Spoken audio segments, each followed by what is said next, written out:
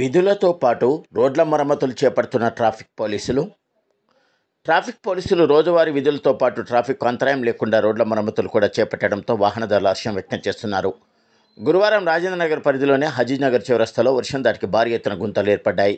ఈ విషయాన్ని గమనించిన రాజేంద్రనగర్ ట్రాఫిక్ ఏసీపీ బాలాజీ చొరవ తీసుకుని వెంటనే మరమ్మతులు చేయించారు. సిఐ కిరణ్ కుమార్, ఆర్ఐ నరసింహ ఆధ్వర్యంలో ట్రాఫిక్ సిబ్బంది గుంతలను మట్టితో పూడ్చివేసి చదును చేశారు. వాహనదారులకు ఇబ్బందులు కలగకుండా ట్రాఫిక్ పోలీసులు తీసుకుంటున్న చొరవను ప్రజలు అభినందిస్తున్నారు.